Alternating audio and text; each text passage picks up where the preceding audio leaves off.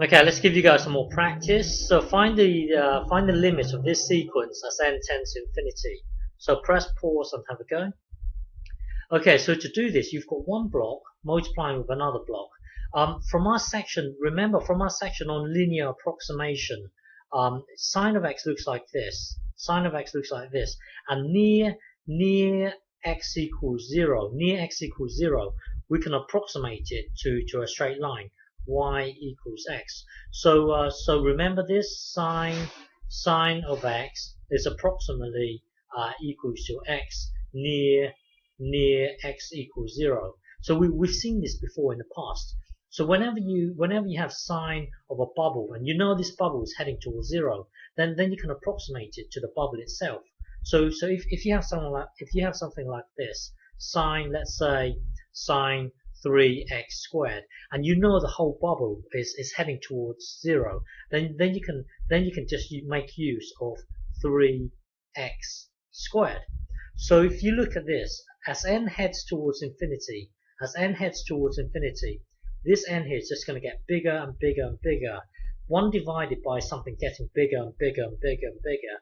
This is heading towards 0. So we know the bubble is heading to 0. So whenever we have sine of a bubble that's heading towards 0, we can just approximate it to the bubble. So here the bubble is 1 over n. So the point here is that because we know this bubble is heading towards 0, we can actually say this block here is 1 over n. As n gets bigger and bigger and bigger, we can actually say this block is 1 over n. So here we've got this thing here, 2n minus 1. So now you've got one block multiplying another block. So looking at this, you've got one block multiplying another block. Because we know this bubble is heading towards 0, then we can say the whole block here. Remember, sine x is approximately x near x equals 0. So we can just replace this with this. Because n is heading, well, the bubble is heading towards 0. So we can actually replace this with this. So this block here will become this block here. This stays the same.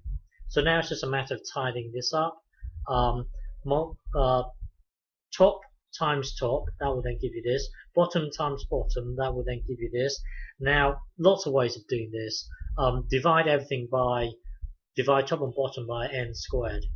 So this will become n squared over n squared, and then this thing here will become 2n over n squared, and then this thing here will become n over n squared. So now as n tends to infinity, this is going to be 1, this is going to be 1, and then this is going to be 2, and then this is going to be 0.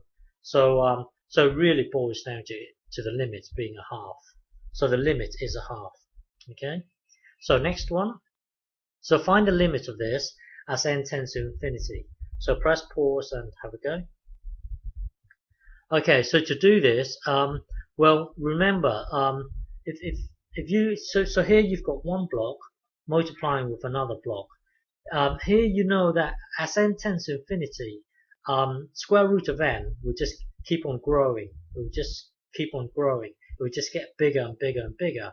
So 1 divided by something that keeps on getting bigger and bigger and bigger means that this bubble here will head towards 0.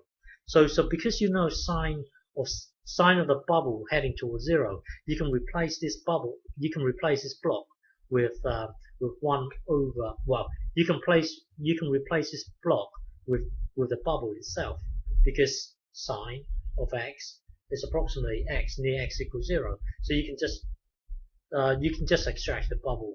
So this thing here will then become this, and then this remains the same, and now it's just a matter of evaluating this.